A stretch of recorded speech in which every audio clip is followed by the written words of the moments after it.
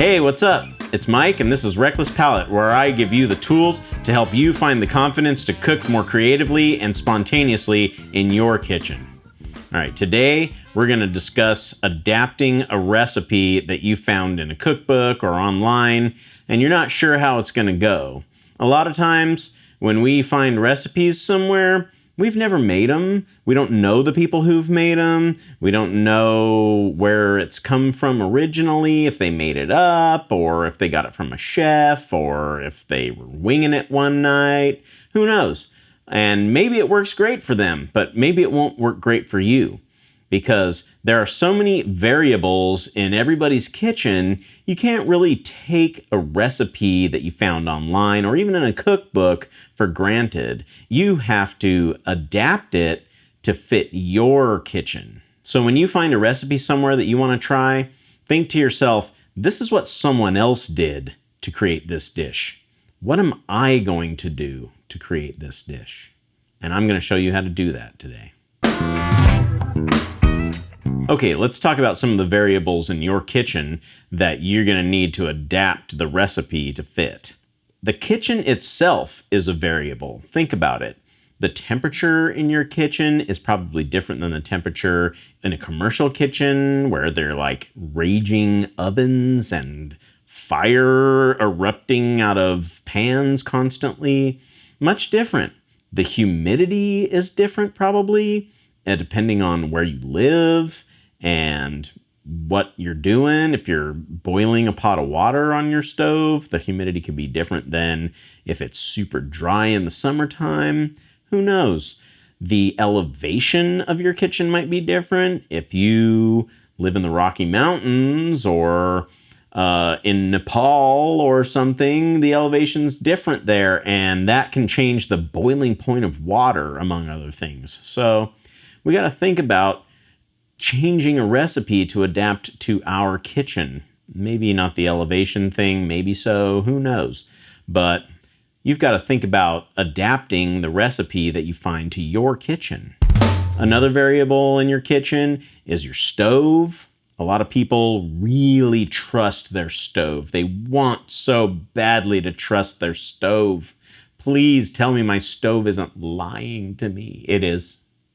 Your stove's lying to you. I'm going to tell you right now.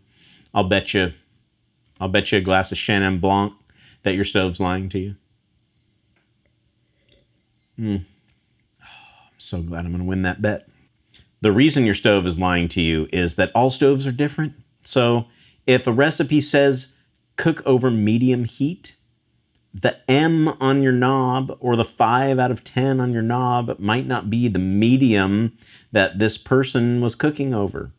Also, different ranges and cooktops have different size burners. So literally on the same stove, medium on this burner could be different from medium on that burner. So how do we trust our stove? You can't. You have to learn to trust your instinct. You have to look at the fire or the element and get used to how that heats up a pan and what you're putting in that pan sounds like when you heat it up. You just have to learn what ingredients sound like when they're cooking over a certain size flame or a certain heat on your electric element on your range or something like that. Or in your oven, since you can't listen too well in an oven, use a thermometer. I love to use a thermometer. I have a thermometer in my oven. I don't trust my oven a bit. It never shows me the right temperature, and it always says it's preheated like 20 minutes before it actually is. So I always use an oven thermometer to let me know what the actual temperature in my oven is. Another variable in your kitchen is the pans. Everyone's pans are different. When you're in a commercial kitchen, they have these giant aluminum and stainless steel pans, and they're heavy and thick-bottomed and wide. And if your recipe came from a commercial kitchen, your pan isn't anything like their pan. So maybe if they heat something over medium heat, it really distributes the heat out into the pan. But maybe if you heat something over medium heat in your like single ply non-stick skillet like I have, it's gonna heat really, really hot, and especially in certain places, it's gonna scorch and burn.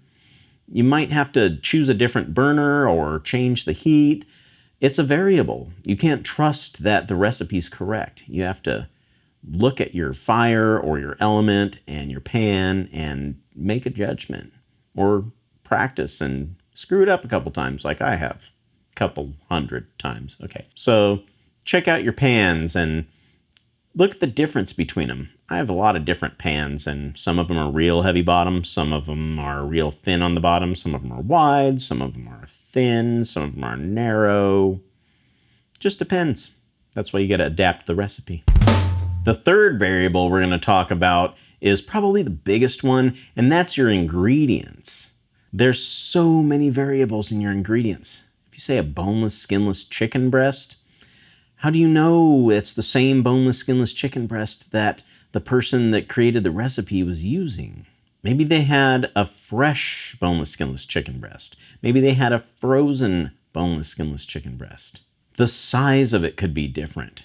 I'll tell you what, sometimes I am amazed at how big the chicken breasts are getting right now. Some of them are a pound a piece. That's huge. And it's really hard to find small ones, I've noticed. I went to the store the other day looking for chicken breasts that were in the like 5 to 6 ounce range, and everything was like 7 to 8 ounces. It's insane. The way your ingredients are processed could be different. Some people can get a fresh chicken breast that's never been frozen. Other people only have the option to get a previously frozen chicken breast. Some people can only get chicken breasts that have had water added to them. Sometimes seafood is chemically treated, and that changes the water content and the way it cooks.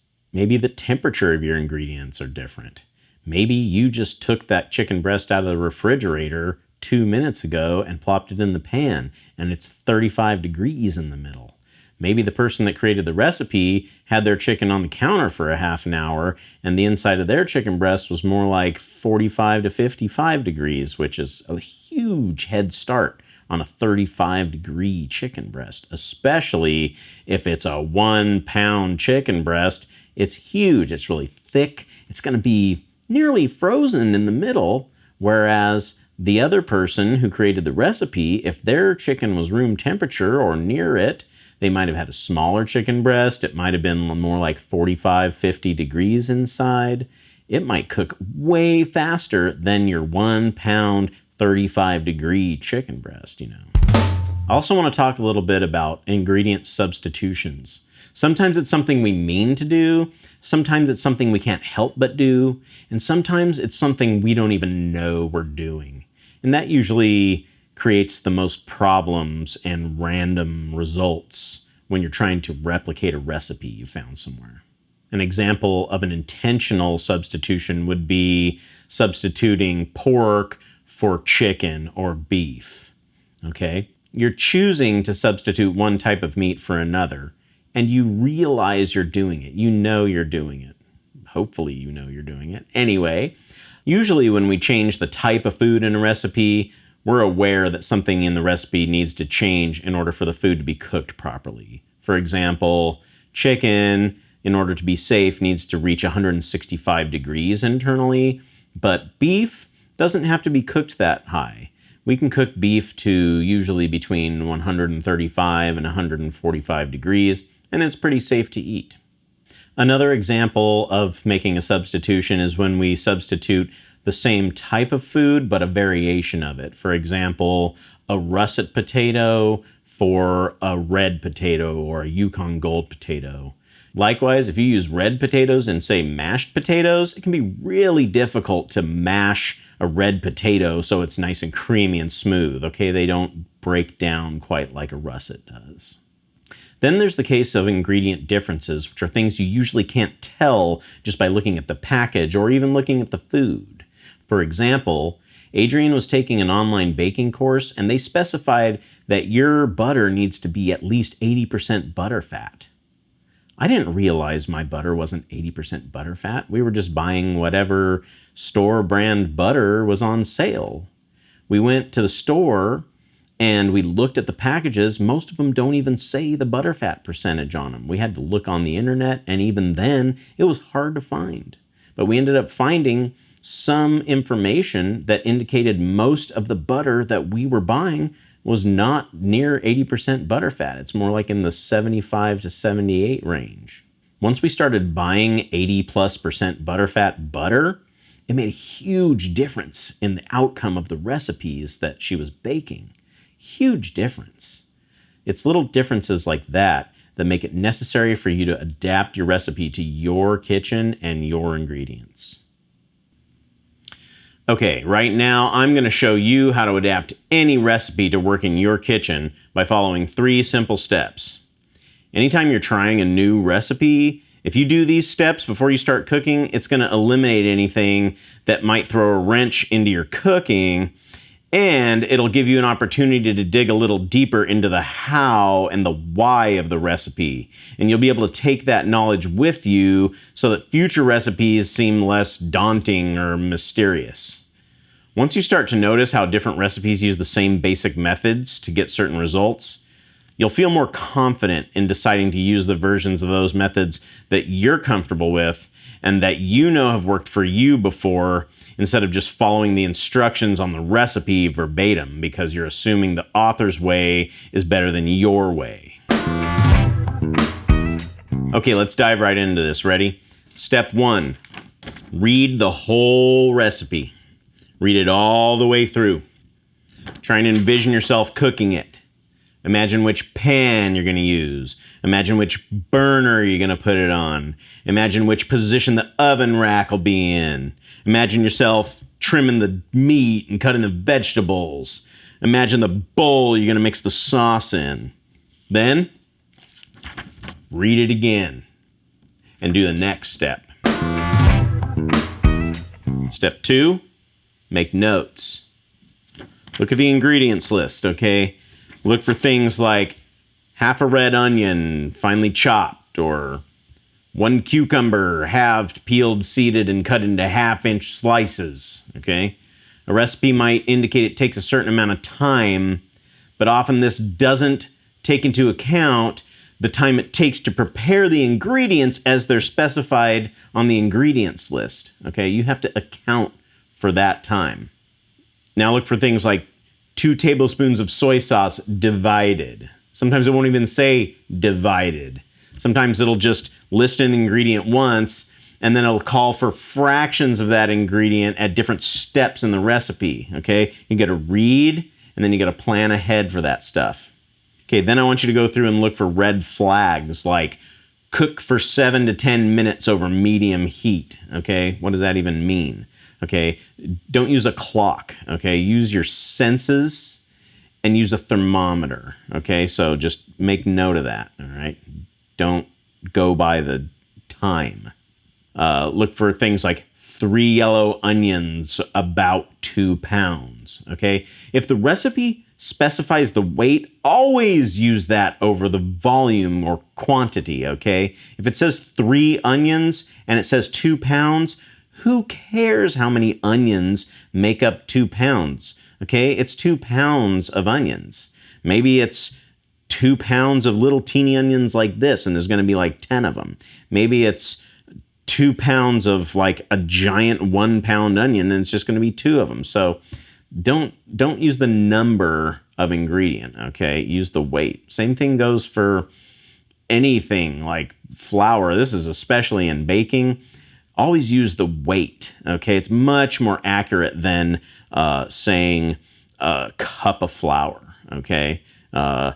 16 grams of flour, which is not a cup of flour. I don't know how many grams are in a cup of flour off the top of my head, but, saying the weight of the flour is much more accurate because the amount of flour in a cup can change, okay? Just like brown sugar. You ever hear people say brown sugar packed? You know why? Because if it's brown sugar loosely sprinkled into the cup, it's going to be like half the amount you need. That's why you got to pack it in there so that it's close-ish to what they intended, okay? So always go for the weight over the volume. Look for things like heat 1 teaspoon of oil in a pan. Is that actually enough fat to sufficiently coat the bottom of your pan? Okay, fat is the medium that conducts heat to your ingredients and keeps them from sticking to the pan, okay? So you don't just go off of the amount they say, okay? Make a note of that, all right? After you look for red flags, look for timing discrepancies like step 1, cook onions stirring occasionally until translucent. Step 2, meanwhile, make the sauce. Okay, sometimes it won't even say meanwhile. It'll just, in the same step, it'll say make the sauce, okay?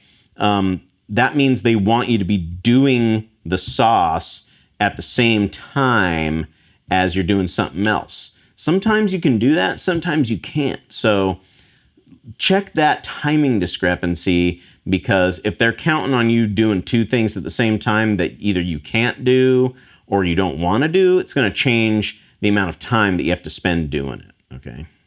Now, also look for things like cook for 8 to 10 minutes. All right, look, if your experience or your gut tells you that the cooking time they specify is way too long or definitely not enough, don't just assume that the author of the recipe knows better than you, okay? Listen to your intuition, all right? That means something. You know, if you have a sense that it's going to take way longer than 8 minutes to cook a boneless, skinless chicken breast, it's probably because you've cooked one before and it took way longer than that. So don't just cook it for 8 to 10 minutes and then get angry at the author of the recipe when the thing comes out raw because you took their word for it, okay? Maybe they're doing it differently. Maybe their range is different. Maybe their pan is different. Maybe their chicken breasts are tiny and yours is a pound, you know? Who knows? So don't just assume that the cooking times are accurate.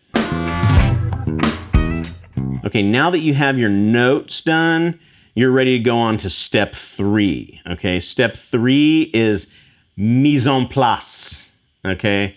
For those of us who've taken 1 semester of French in our lives, that's French for everything in its place, okay? That means having everything ready and close at hand before you start cooking, all right? You don't want to be reaching for stuff in the middle of cooking. Oh, hot pan and I'm burning stuff. Where's my garlic? I didn't mince garlic. Okay, that's what mise en place is for. It means look at the recipe. You've made your notes. Now you're going to go back to the recipe again. And you're going to go through the entire ingredient list.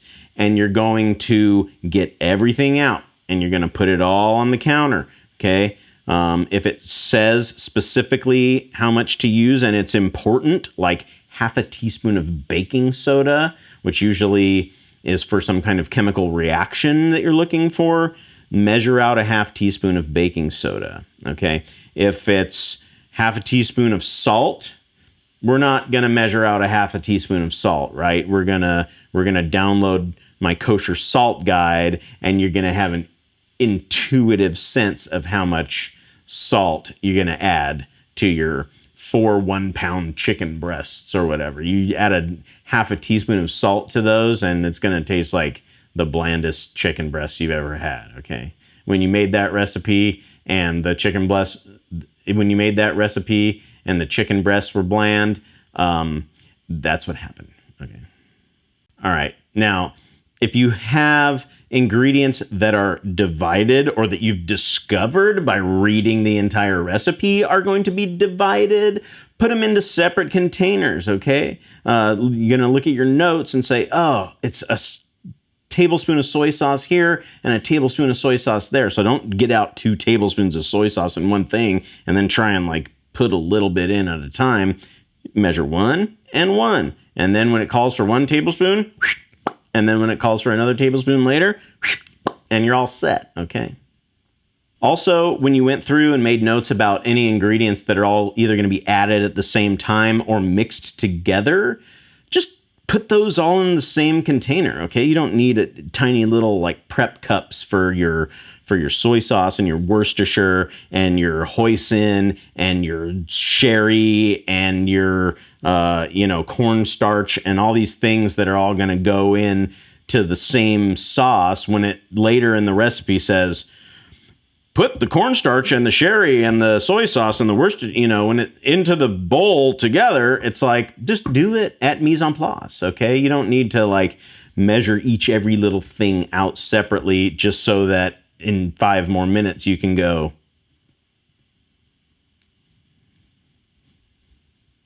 that's not what Mise en Place is for, okay? Mise en Place is having that sauce kind of pre-mixed so that when it says add the sauce to the chicken before the garlic burns, you're not like, little things of sauce everywhere, quick, add them.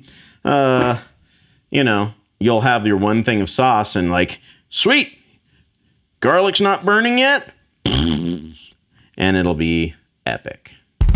Now, the last thing you need to do is prepare all of your ingredients that need to be cut or washed or drained or, somehow prepared so that it's ready to rock when the recipe says to add it, okay? The only time you're not going to do that is if the recipe specifically says not to do it until a certain point in the recipe, which we talked about before when you're looking for timing discrepancies. If it says, season the chicken and toss with cornstarch and set aside for 15 minutes.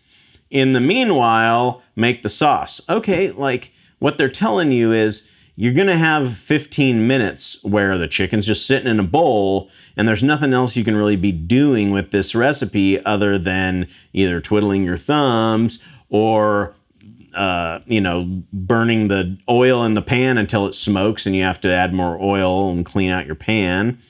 Or you can make the sauce instead of spending, 5 or 10 minutes during mise en place getting all your sauce together. Maybe just get the ingredients out on the counter and you'll have your soy and your Worcestershire and your blah, blah, blah, blah, blah. And the bottle's all setting there because it's giving you time to make that sauce later. So now your chicken's sitting there on the counter, kind of marinating in the seasoning and whatever and the cornstarch. And then you're going to grab your bottles and say, okay, mix these things together and whatever. That's your time. They're giving you time to do that. That's efficient, okay? If it says cook garlic in a pan for 4 to 5 minutes over medium heat, meanwhile make the sauce, don't do that, okay? You and I both know that garlic is going to be black by the time you turn around and go over there. You turn your back on that stuff and it's going to betray you, okay? It's like, who was that? Julius Caesar, that his dudes betrayed him because he turned his back on him or something like that. I don't know. I'm just making that up. But so, yeah, don't turn your back on the garlic in order to make the stupid sauce just because it says, meanwhile, make the sauce, okay? That's where your intuition comes in when you're reading ahead on the recipe and making your notes. Make a note that says, don't turn your back on the garlic, okay? Or it's going to Julius Caesar you, all right? So, that just made me think of Caesar salad. That sounds amazing. So don't get Julius Caesared by your garlic, but don't waste 15 minutes staring at your chicken that's just sitting in a bowl. Does that make sense? I hope so. If not, whatever. Skip this part of the video next time. Okay, so there you have it. The 3 steps to adapting any recipe to your kitchen, your equipment, and your ingredients. Let's meet back here next week and I'll go through that process with a recipe here and I'll show you how I adapt a recipe to my kitchen. We'll cook chicken and you can watch me in action. Until then, cook reckless, y'all.